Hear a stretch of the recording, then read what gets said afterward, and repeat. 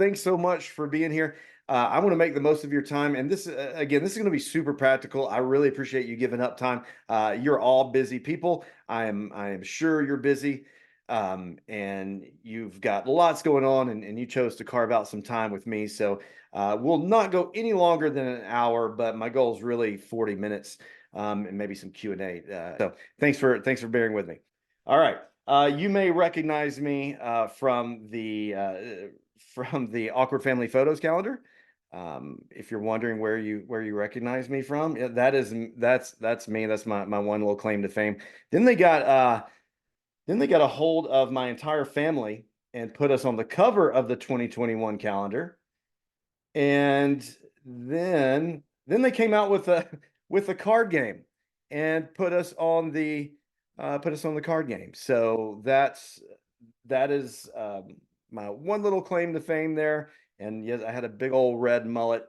And then after that, I became a youth pastor. And so I served in youth ministry for about 21 years in Metro Atlanta, and then transitioned into doing this full time, where we just help churches with website, search engine optimization, the Google grant, where Google will give you $10,000 a month in free ad spend, and then social media ads and organic social media management. So today, my goal is I want to help you guys with local SEO. And there's a few reasons for that. One, I just it's probably one of the most frustrating things. Like if you've put a 1 in the chat if you've ever like Googled yourself, Googled your church, and you're way down the list and you have no idea why. Yeah, yeah, that's aggravating. And what happens, and a lot of times the churches that are in the top, and I'm going to show you some examples, the churches are way up at the top. They're not doing as good as you. They don't have any reviews. You don't even know where they are. It is a weird thing. And they're not trying. And then you've got you over here that you actually care about it. You're trying to show up at the top because you believe that your church is where people need to be, and you're right about that. And so people are going to Google, they are looking for churches, and most people go to one of those top 3. And so I want to give you things that you guys can do today yourself without, we do this for lots of churches. That's, we are a business. But there's quite a few things with search engine optimization that if you'll carve out an hour or two, you can do these on your own. You don't have to pay somebody like me to do it. And it will make a difference over time. And so that's the goal here. I want to give you those things and help you out. So local search engine optimization. This is local search engine optimization, that local piece. That keep in mind, that is much different, and it's a different tactic than if you had like an online store and you're selling, Taylor Swift hoodies, and you'll ship anywhere in the country. That's a much different thing than a church. A church is going to operate, as far as SEO goes, it's going to be more like a restaurant. You've got a physical location you're trying to get people to come to. And so what we're really, hey, Dan, glad you could be here, man. Thanks for joining. So what we really want to do is we're going to focus on maps. So SEO, search engine optimization. Local SEO is where you focus to improve your rankings and visibility in local search results, such as Google's map pack, or what they call the local pack. Now, Bing exists and other search engines exist, but Google still got like 95% of the market share when it comes to search, maybe a little bit less this year. So we're primarily talking about Google. So when I say the map pack or the local pack, put a 1 in the chat if you know what I'm talking about. If that phrase means anything to you. Okay. All right. So this is not necessarily news to you, but just to make sure we're all on the same page, this is the map pack or the local pack. Some people call it the 3-pack. I've heard people call it the snack pack. Whatever kind of pack you want to call it, it's the top 3 results when you search for a local organization, a local church, a local business. And basically, it's going to be triggered when you use a geographic modifier like church in Atlanta, or the big one would be like near me. That most of the time we use phrases like near me. In fact, I wrote a book that I'll send you for free called Church Near Me. Some of you already have it probably. But I'll send this to you for free. I just need you to pay like $3 for shipping and handling, or $4 for shipping and handling. But that's a phrase that thousands and thousands, like 56,000 people a month on average in my state, of Georgia, search that phrase church near me. And so a search like that is going to trigger these results. And so most people, and think just like if you're searching for pizza, when's the last time you were like, I wonder what the 17th best pizza place in this city is? No, you're going to look at one of these top three, and you're going to go see who's got the most reviews with the best score. Like, I don't really eat anywhere with below a 4.6. That's just a rule that I like to live by, unless it's Waffle House. Then I'll give them some grace, because that's just the way it's going to be. But this is the local pack. 75 to 90% of the clicks are going to go here. A lot of people skip past the ads that show up here. And most people don't scroll down beyond this local pack because it's just a bunch of directories. You'll see Better Business Bureau, Church Finder, or if you're looking for a plumber, you're going to see Angie's List and all of those types of things. And so this is really where we want to be. When we're talking about SEO, this is what's going to get you mileage. You want to be in one of these three spots. Why is it important? Okay, so this is some data that I pulled probably in November from Google. So just looking at a few different states. Christian churches near me searched 1,300 times on average in the state of Georgia last year. Church near me, 40,000. I think I said 50,000 a minute ago. 40,500. And then like non-denominational churches near me. That's another big one. That was almost 3,000. Year over year, this is what's interesting. Year over year, compared to the previous year, up 60%, up 22%, up 50%. So more and more people are looking for a church. So people really are on Google looking for churches. I get articles all the time in my inbox like, no one goes to church anymore. Why is the church in decline? And I think we all feel that. I think we probably see a lot. There are a lot of churches in decline, but there are also a lot of people looking for a church for a million different reasons. And so that's why this is important. People are looking. Looking a little bit further up in the Bible Belt, North Carolina, some pretty big numbers there. The percentages year over year are also way up. And then get outside of the Bible Belt in whatever state that is. I think that's Wisconsin, right? Or is it Michigan? No, it's Wisconsin, one of those. But even there, like church near me is almost 10,000 searches a month, which, I mean, that's a big deal. So this is important. So church marketing, and sometimes that word marketing, let's see. And you said, what do I mean by low competition? That means that in relation to if you were running Google ads, that not a lot of other people are running Google ads with that phrase. And so it would be lower competition, which would mean it would be cheaper per click. So you could buy some ads for a lot cheaper than if it were a high competition keyword. So good question. But that's a little more in relation to pay per click ads. But it still has some relevance to SEO, but it's not something I factor in too much. So church marketing is not a dirty word. I mean, we're doing marketing. We can call it outreach if that makes you feel better. But this is marketing. We've got a message. We believe it's the truth. We believe people need to hear it, and we want to get it out to people. That is marketing. And I get a lot of like on my Facebook ads, a lot of people kind of Jesus juke me and are just like, oh no, you're just trying to get people's money. You just need to preach the word. That's all you need to do. And I mean, I'm not telling anyone to stop preaching the word, and I'm not telling anyone to stop inviting their neighbors. But missionaries go where just preach. Yes, that I get that on so many comments on like every reel I ever post. It's especially on TikTok or on every TikTok I post, man. The Christians just counsel me. But missionaries go where the people are. I mean, people are on Instagram, people are on TikTok, people are on Facebook. That's where they are. Evangelists and missionaries go where the people are. So we've got it, and they are on Google. So we've got to go to Google. Let the message of Christ dwell among you richly as you teach and admonish one another with all the wisdom through psalms, hymns, and songs from the Spirit, singing to God with gratitude in your hearts.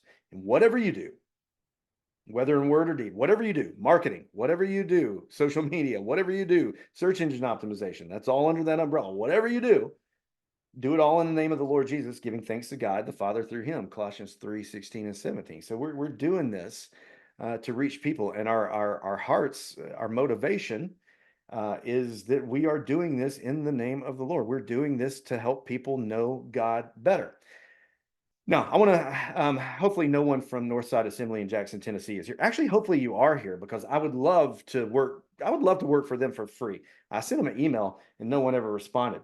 But they're kind of an anomaly. They are a large church. They've been there a long time, very active church. And one of the guys was in my Facebook group asking for tips. And he was doing every bit of advice. The things I'm going to tell you today, he was doing most of them. And this is a heat map. All right, these points are about 3 or 4 miles apart. And so what this says is, if you're in their parking lot and you search church near me, they're going to be number 1.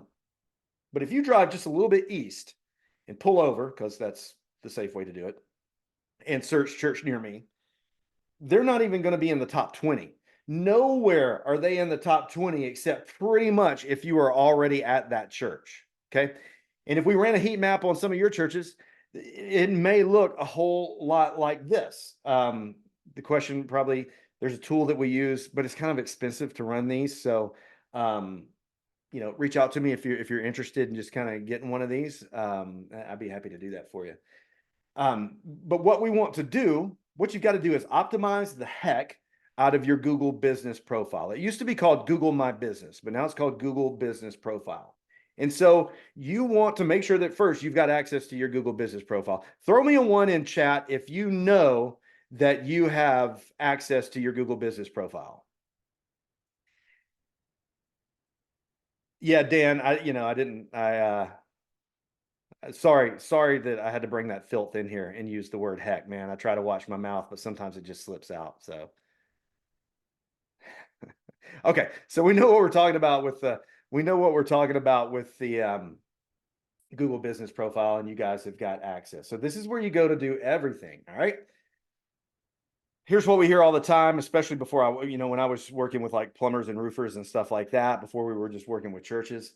It's like, hey, if you could make us number 1, and I can't do the Office Space voice, but yeah, if you could make us number 1 over on Google over the weekend, that would be great. Like this takes time. This is the marathon. This is not the sprint. If you need people planning visits from the internet like tomorrow, then you're going to have to run some ads. But if you've got time to wait on results and time to carve out each week to do some of these things, then you're going to be in good shape. This is extremely valuable because these are not like ads where when you stop ads, you turn a Facebook ad off. Well, I mean, it stops working immediately. They're very effective, but when you stop them, you stop them. SEO, it's an investment. It's equity. You build, we call it SEO juice. You're shooting SEO juice to your website, and that sticks. That builds equity, and so it's an investment in your site. So this is very, very worthwhile. So I want to give you the top 10 map pack ranking factors, and these are the 10 things that you want to pay attention to, and you can do something about to help move the needle, for lack of a better corporate cliche. And I hate those and try not to use them, but that's all I got. But these are things that you can practically do. If you got 2 monitors, you could probably pull up your Google Business Profile right now. I would highly encourage you to do that and work on some of this while we're talking. Your primary Google Business category is the number 1 ranking factor. And this, where I got these from, there's a bunch of nerds that get together every year, and they do this study based on the previous year's tests that they ran, and they're always running tests, and they rank, because there are dozens and dozens of ranking factors that play a small part in helping you climb in the Google Business Profile rankings, in the local map rankings. But we're going to focus on the top 10 because those are the ones that really pack the biggest punch. Okay. The first one is the primary Google Business Profile category. Okay. You want to go check your Google Business category. What we see a lot is that most people just assign a category. If you've ever gone in and done anything, A lot of churches just chose their denomination because most of your denominations, even non-denominational, is an option in Google's pre-populated options for categories. But with Google, you get a primary category and then you get secondary categories, right? So you've at least got to choose a primary when you set it up. Most people choose their primary and they're in a hurry and they skip on past it and they never go back and add any other categories. And so what people do is if you're a Baptist church, a lot of times they put Baptist church as the primary category and then just move on. But what we see is that you'll do well if someone's looking for a Baptist church, but if someone's just going church near me, then they're going to weed you out because you've said, no, we're a Baptist church. So you didn't make your primary category church. So what I would encourage all of you to do is make your primary category church. Then there's several other options that fit most of us. Definitely go for your denomination, whether it's non-denomination, Baptist, Methodist, whatever it is. Add that as a secondary category. You can add 10 more, I believe it is. Christian church. You're Christians. You're a Christian church. That may be talking about the Christian church denomination, but whatever. Place of worship. Even if you're an evangelical church, put evangelical church. Religious organization. That's you. Not whatever fits. Community center is an option. So if you've got a food pantry or a counseling center, or you've got some addiction recovery programs, I would put community center there. But you want to take up one of the goals here is to take up as much real estate on Google as you possibly can. But your primary Google business category is a big deal. I have seen clients, churches, and others make this one change and climb drastically within a day. We're not talking waiting months. We're talking this makes a huge difference. Has anyone checked theirs to see what their primary category was and it wasn't, and you already had church? Drop a 1 in the chat if you already had church. All right, sweet. Make church the primary category. Then the others are secondary categories, Anna. Yeah, you want to have those others, but church broadly needs to be your primary.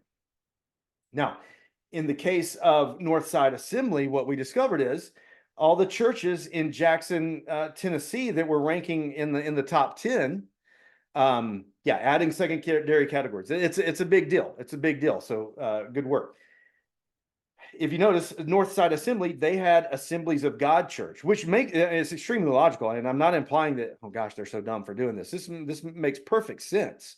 But what we noticed is that these top 3, their category was church. The other thing that we noticed, and you'll see this in a minute, is 7 of the top 10 churches in Jackson, Tennessee, did not even have verified profiles, which is crazy to me, which means they weren't doing anything. They hadn't even claimed their profile, and they were ranking at the top. This number 1, I think number 1 and number 3, we'll see in a minute, they hadn't even verified their profile. Google created this profile for them because Google scrapes the internet. They'll create a business profile if you don't have one. And Google assigned them the category church. And so we figured, hey, if Google's just automatically assigning churches the category church, then we should probably just do that too. And then, it turns out it works. Keywords in the Google business profile title. Now, that's a big deal. And for most of you, this is not going to be anything revolutionary because the keyword here is church. And church is probably in your name. But there have been churches, Northside Assembly of God, the word church was not in there. In their Google business profile, it just said Northside Assembly of God. On their website, it just said Northside Assembly. The word church really wasn't there a lot. And so if that's you, if you've got some kind of abbreviated name, like the Bridge or something like that, there's a church in right down the road that they're leaving the Methodist church and they just changed their name to just the Bridge. And I don't think it's the Bridge Community Church. It's just the Bridge. And so you may want to, put the Bridge Church or the Bridge Community Church, something like that. But you want that word church in there. The other one is the proximity. And this is one that okay. And I said this is something you could do. These were all things you could do easily. There's not much you can do about the proximity of the address to the point of search, meaning the further away people get from your from your building, the further away they get from your address, then the less likely you are to show up. A lot of people, a lot of SEO guys say it's probably about 25 miles that you can expect to rank. Outside of 25 miles, then Google doesn't really consider that near me or local. And so we've got some churches that are it's well beyond 25 miles, but they're pretty, they're in a rural area. So if there's a lot of churches in your area, then it would be a struggle to go beyond 25 miles. So just know that the further you get away, the less likely you are to show up. But the more work you do and the things you do, the more optimization that you do, and I'm going to show you some more things in just a second, then that footprint is going to get bigger. And instead of being, number 14 when you drive 6 miles east, you can be in the top 3 when you drive 6 miles east. And so that's the goal here.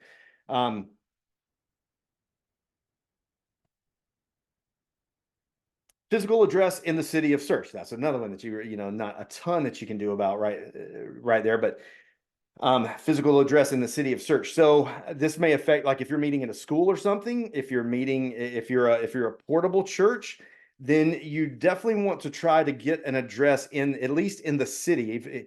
You probably can't get a verified Google business profile. You probably can't get a verified Google business profile, at the school or anything. But you could potentially, if you rent an office space, or if you, you could do a house. Google's really tightening down on some of this stuff, clamping down. If you rent an office somewhere, a co-working space, we've had some success getting co-working spaces verified with Google, but you really want some kind of physical address in that city. Removal of spam listings through spam fighting. Okay, this is kind of a weird one, but what you'll notice if you dig in, and I even noticed this in my area, there are some churches showing up that don't exist anymore. The church, if I search church near me right now, the number 1 or number 2 church that shows up. I've lived in this town like all of my life. This is my hometown, and the church that was showing up number 1 doesn't even exist anymore. It hasn't been around for years, but it's still showing up number 1 on Google. So that would be it's not really spam as it sounds, but if you see something like that, if there's a church that's showing up and they're not around anymore or whatever, then you can report that to Google. Just Google, like, how do I report a spam listing? And they've got a form that you can go in and drop that. Or you can go straight to that profile and you can flag it and report that profile as this place no longer exists, just like you can do with any business. Number 6, here's a big one. High numerical Google rating score. So we want that high star rating. Google reviews are a big deal, and it can feel a little bit icky to ask for them, at church. I know I talked to a lot of pastors who are just kind of weirded out by that, but we know that Google reviews and a high star rating is going to push you up the rankings. And again, we want people to find us because we have the good news. Then we need to do what Google wants us to do to meet people where they are. So just out of curiosity, who's got a strategy in place, something systematic that you are regularly getting Google reviews from guests and members? Drop a 1 in the chat if that's you. If you've got some kind of systematic process in place to get reviews, drop a 1 in the chat. Oh, Dan, you guys have got a link. Awesome. Send the email with the link included. Yeah, perfect. So you want to do that. What you don't want to do is not think about it for like 6 weeks and then be like, oh crap, we need some Google reviews, and send out a blast and ask the church, or stand up in front of the church on Sunday morning and say, hey, we need some Google reviews. Pull out your phones, do it right now. And you've got 12 Google reviews come in when you've gone 2 months with no Google reviews. Google's going to, a lot of those, I bet, probably won't even show up, because Google's going to know that you solicited those. So what you really want is just that steady flow, sending those emails regularly or sending the texts regularly saying, hey, and if you can automate that, even better where you're not having to think about that. But every time someone fills out a connection card, if it could get pulled in to whatever CRM that maybe you're using, and you could automate those texts to go out like, hey, did you have a good time? We'd love for more people to learn about us, and you can help us do that with the Google review. So a steady trickle of Google reviews, which it will help. 7, we've already kind of tackled that. Additional Google business profile categories. You want to add those additional ones. So make sure you go back and do that. But we pretty much already covered that. And like I said, there's lots of options. The quantity of Google reviews. That's another one. So we want a high star ranking. We want to have like 4.8 is ideal. Now, I would say if you're like a 4.6, 4.7, that's cool. People will give you grace. I think people are maybe a little less gracious to churches. I mean, everybody's got one star review, but if like with a restaurant, I'm cool with like a 4.6 or something.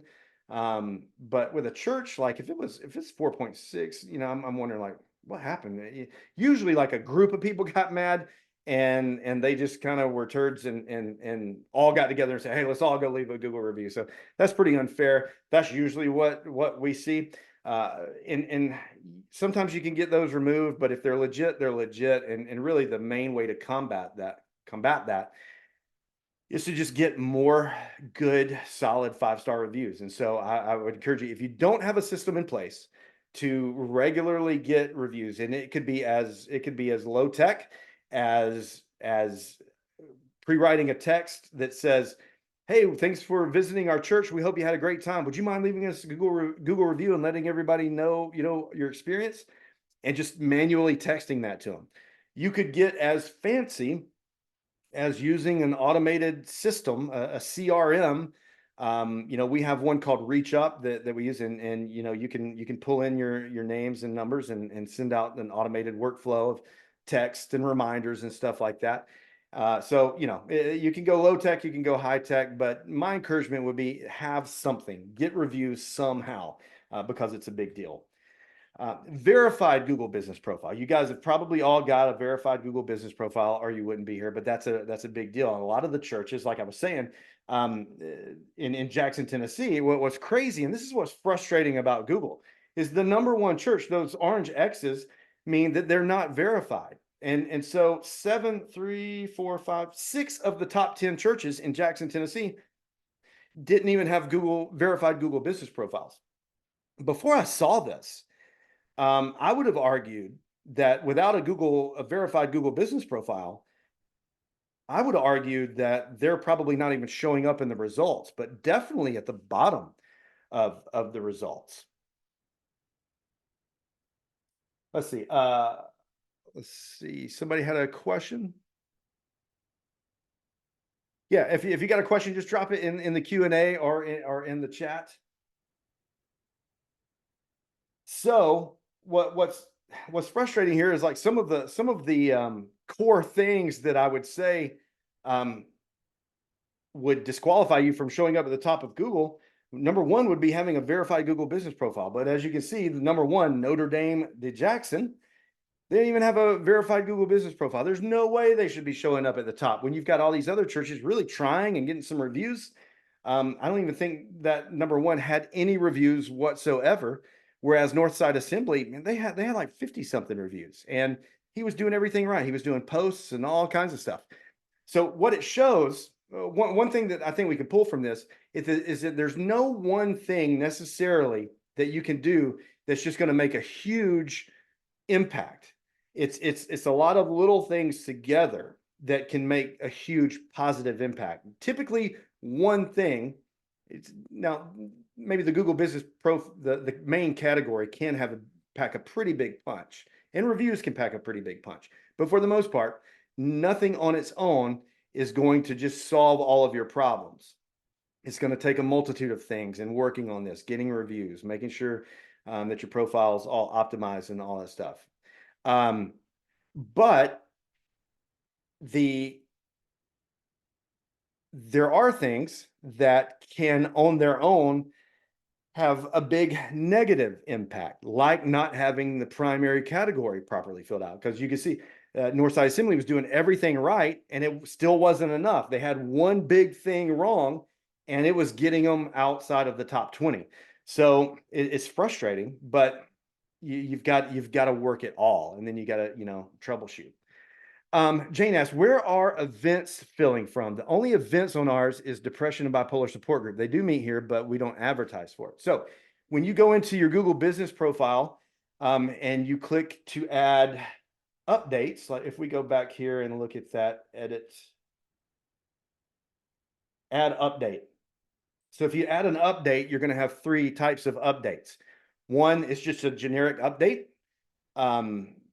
It's kind of like a social media post. It's a picture and a caption. And so that would be like, if you're just saying, I would treat that kind of like a Facebook post. I don't get there, think a little more businessy, a little more professional, you don't get too cutesy with them.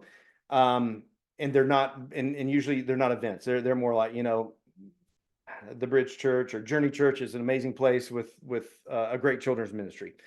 Then the other type of update you can add is just a photo. You can update a photo by itself. So, and where this comes into play is people will upload their own photos, and those will show up. And sometimes those are weird. Sometimes there are people who meant to upload it somewhere else, and it got to yours somehow, and you can't get rid of it. Like, you can't go delete it. They've got to. It can be really frustrating because we'll see all the time that there'll just be some weird picture that is the primary displayed picture when you Google your church.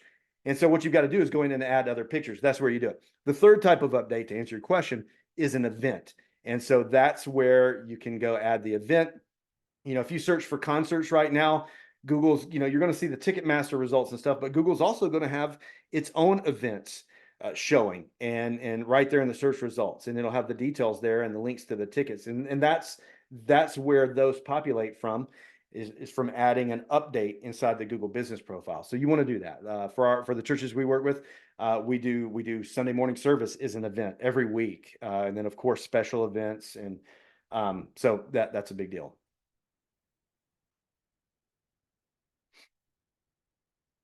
All right. Quantity of Google reviews, verified Google business profile, and then number 10, proximity of address to city center. This is one of those that, unless you're going to pick up and move your church, there's not much you can do about that, but Google does like it the closer you are to the city center. So, we're not close to the city center. And in fact, we pull from other little towns. One thing I would encourage you to do is, you may be like, I'm in a town, my church that I go to is in a little town called Between, because it's literally between the city of Monroe and the city of Loganville. And so our address is Between, but nobody really lives in Between. And so we need a page on our website that's for people who are looking for a church in Monroe, Georgia. So there's a Monroe, Georgia landing page. Then there is a Loganville landing page. So if you've got some cities, especially if you're running some Google ads and you're targeting some surrounding areas, you want a page that's all about how great of a church you are for people who live in that city. And that's going to send signals to Google that we are a church in this city. And even if you're not in the center of whatever city it is you live in, or your church is, you may not be close to the city center, but you still want to put some geographic signals throughout your website, signaling to Google that, hey, we are in Atlanta, we are in the city. And especially if you can reference like historical landmarks, we are a quarter mile east of the historic downtown courthouse. Google eats up stuff like that. So you can work that in. I know churches don't like a lot of words on their websites typically, which I get it, and it's not pretty, but that is how Google knows what a website's about. And so you've got to be able to tell Google words. And so you've got to find a way to get words on your website. What I recommend doing is creating a plan a visit page, and then putting and really optimizing that one page and for that city, and get those words in there somewhere. It can even be down at the bottom, and then duplicating that plan a visit page. You don't need to link to it in the main navigation, but so like in Dan's question, do you recommend creating a landing page for each smaller town within driving distance? Parkville, Liberty, Riverside, Avondale. Yeah, I do. And you could, what I would do in that case is I would take my plan a visit page and really build it out nice with a plan a visit form and a map and all those things. Good, get some good words on there, get some content on there, kind of beef it up. Then duplicate that page. And you'll hear a lot of people say, don't put duplicate content on your website.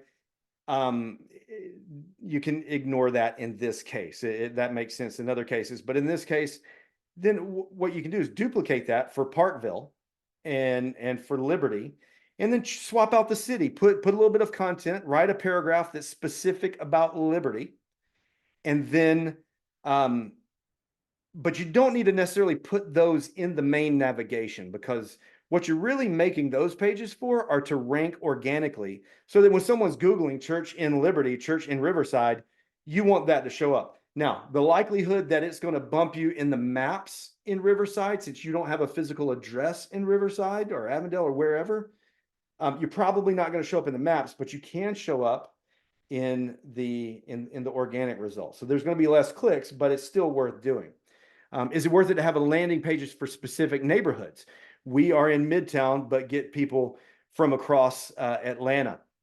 Yeah, so I would, in those types of cases, since, in those types of cases, yeah, I think it makes sense, because there are areas, and even though I'm a Georgia boy, like Midtown is not necessarily like incorporated, is it? But people who live there would refer like, yeah, I live in Midtown, even though that it's kind of, I guess, yeah, a neighborhood. So those little borough type places that aren't really incorporated cities with their own zip code, but whenever someone tells you where they live, hey, yeah, I live in Midtown, then yeah, we want some language that's all about Midtown or whatever that neighborhood is. If it's big enough to where people, that's where they identify with their home, and not the major city that their zip code may be. So if that makes sense. Good questions. Really good questions. And keep them coming. If you got more questions, definitely want to answer those. A few other things that I would just throw out. One would be add photos to the profile. I would get in a habit of, if you're posting 4 times a week on social media, at least one of those needs to make it over to your Google business profile. If you're using a software like, if you're using something like Hootsuite or Buffer, typically you can tie in your Google business profile. And so the same posts that you're sending to Instagram and Facebook through those third-party apps, you can just send it. All you do is check another little button and send it straight over to your Google business profile.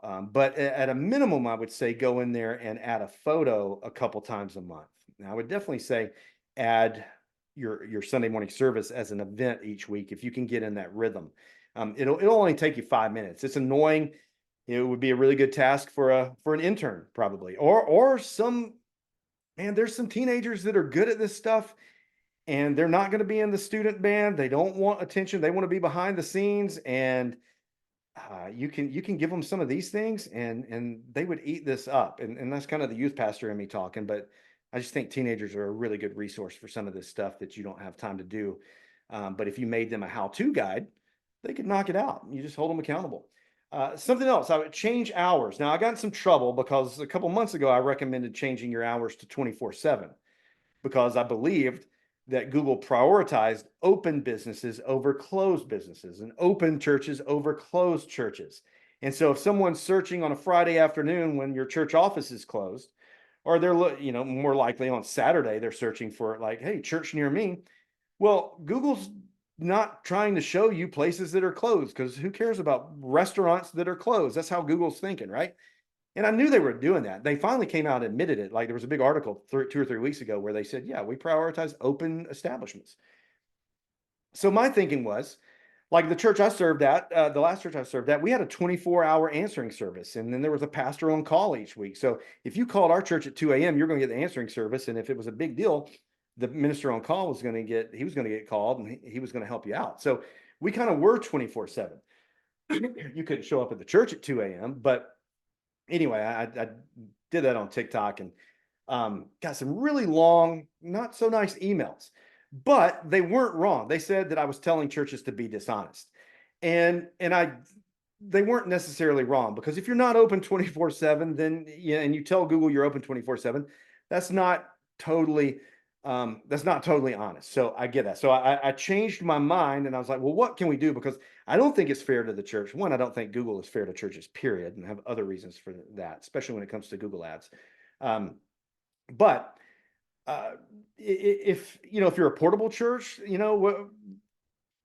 that's tricky. If you've got a small staff and you guys are working from home, but you're only there, for Tuesday morning staff meetings and Wednesday afternoons to get ready for Wednesday night youth group, you've got real sporadic hours.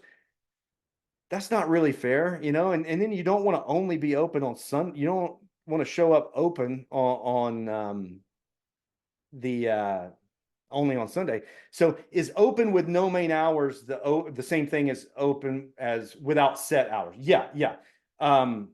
In fact, I think they actually are one and the same. In fact, maybe that may be a typo on my end. I don't think both of them are there. I think you have the option of open 24/7, open with set hours, where you have to go 9 to 5 every day, closed on Saturday, Sunday, check the little box, and then open with no main hours or open with no set hours. So there's just those three options. And so what a lot of larger church, like Passion City Church here in Atlanta, they're open with no set hours. And so I think that's the way to go. In Google's mind, that is similar to open 24/7 as you can be.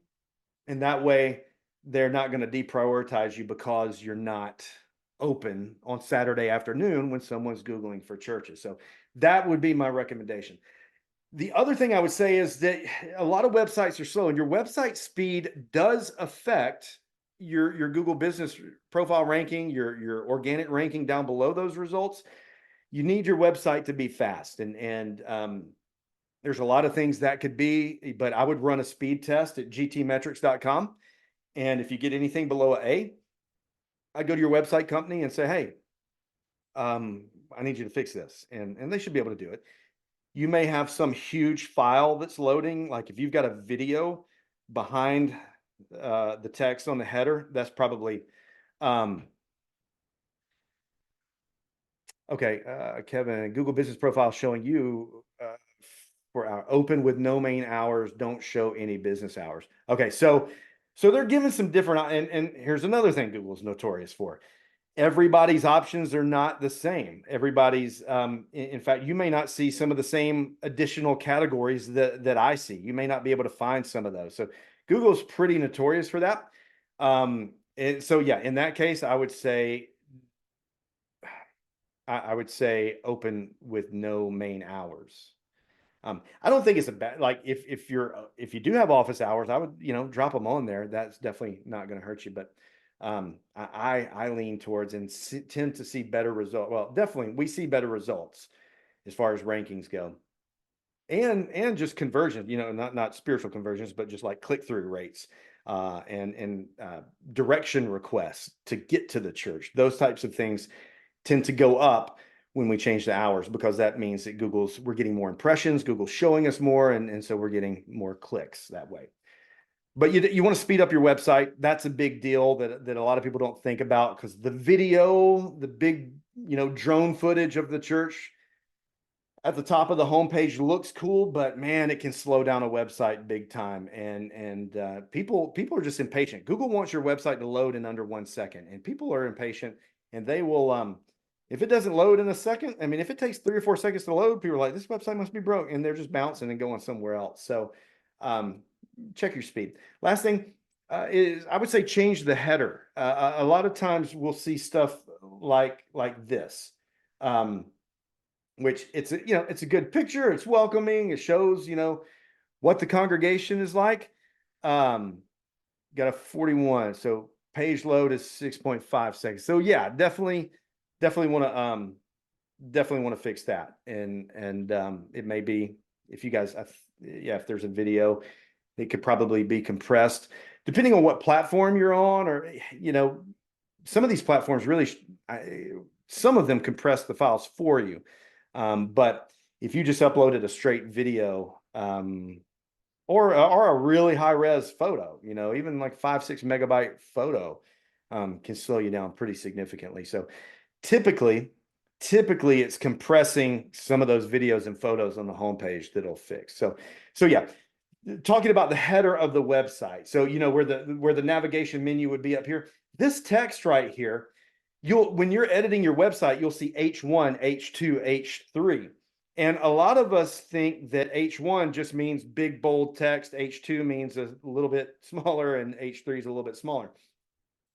And that's true, but H1, H2, and H3, those are tags that get put in the script, in the code, in the HTML. And Google relies on those heavily, especially the H1 tag, to know what that page is about. And so Google is going to crawl your website. And number one, you should only have one H1 tag on every page. You don't want two H1 tags. You're gonna murky the waters. But you want that H1 tag to tell what you are and where you are, which isn't quite as cute. So it may be that you keep this font this big, but you remove that you don't do it by making it a H1, you just change the text size. And then maybe your byline down here could be, and this is going to sound corny, and I'm just spitballing here, but the most welcoming church in Atlanta, Georgia, or First Baptist Atlanta. Really just your church name, First Baptist Church Atlanta. You want that word church in there in that H1, if at all possible, and you want your location in the H1. Your H1 doesn't necessarily need to be this big text, BU, but BU and belong doesn't tell Google anything about what this website's about, and that is their H1 tag. And if their H1 tag is BU belong, then that's not helping Google at all. In fact, it's probably confusing Google. So you want to make that H1 something that tells Google H1 tag. So this is all website under the hood stuff. If you have access to edit your website, because the website affects the Google Business Profile ranking. So if you're not the web person, then don't worry about this. You may just want to go tell them like, hey, what is the H1 tag on our website? What text is tagged H1? Because in most of the do-it-yourself website builders like Wix and Weebly and Squarespace, when you highlight some text and then you hit the drop down and you get H1, H2, H3, H4, H5, and paragraph. And so what a lot of people do, well, this is the top text. I want it to be big. H1 will automatically, by default, make it big. But what it's also doing in the background is adding a tag in the HTML. And Google is using that tag in the HTML. And you remember, Google is just a big, it's just a big index. So it's indexing that text saying, hey, the H1 tag, which it gives a lot of priority, says BU belong. Well, that could be an insurance company, that could be a club, that could be an addictions, that could be anything. That doesn't tell Google that this is a church in a city. So you don't want your text, you don't want H1 tags all through the website. You do want the big text, but you need to use the font size and bold to make the text big, not the H1 tag. And I don't know why these websites builders do that. I mean, they're just trying to make it user friendly. And so look, most of us are not building websites with SEO framework in mind, and you shouldn't unless you work for an SEO agency. So don't beat yourself up. Not that you are, but that is something you want to fix, because if there's a lot of H1s, that's telling it kind of cannibalizes each other and tells Google, all right, this page really is about nothing. So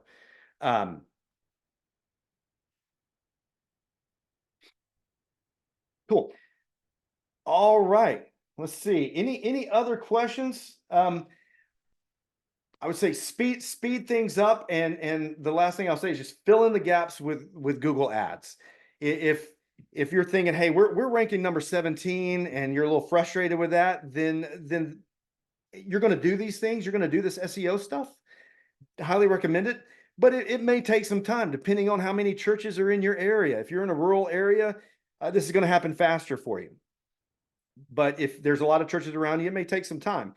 But if you'll be consistent, Google's going to catch on, because what you're really doing is letting Google know that, like, we understand how important you are. So make sure that you're doing these things, speed your website up, make Google happy.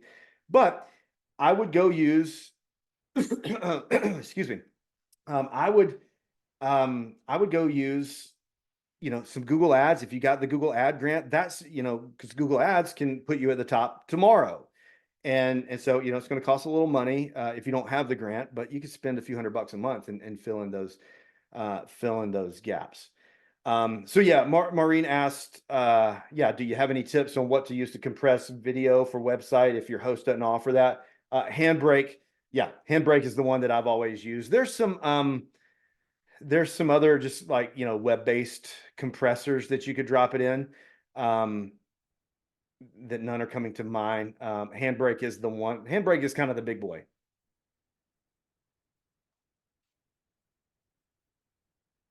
And if you didn't know, Google will give a nonprofit $10,000 a month in ad credit to run Google ads. Now you got to jump through a lot of hoops.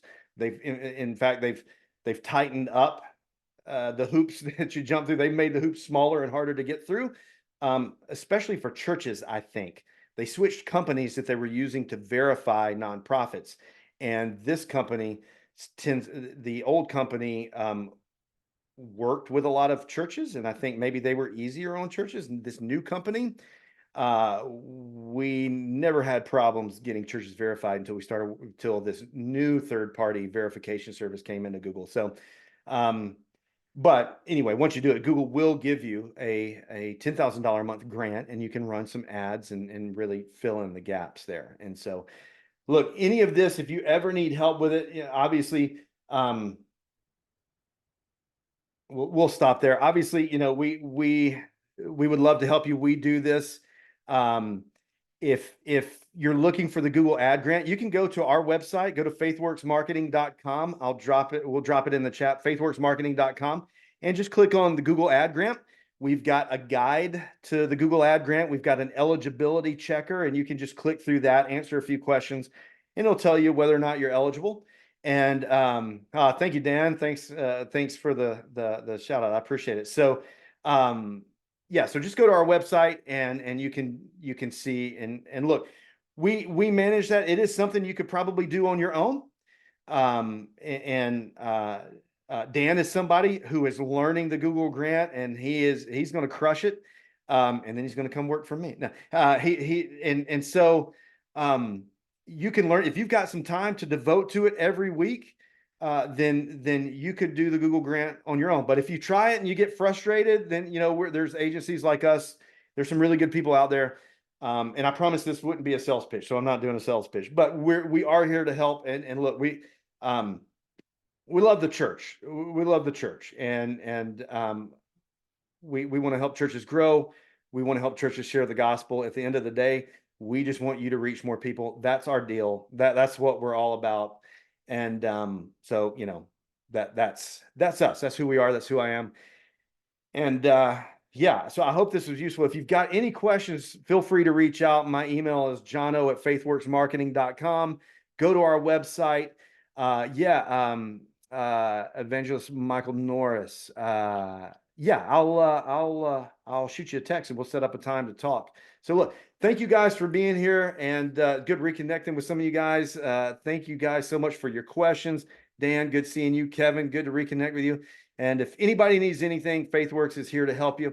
If you just got some questions, need a little bit of advice, hit me up. Appreciate you guys. Y'all have an awesome rest of the day. Thank you guys so much. And yeah, blessings. You guys are awesome. Take care. We'll see you soon.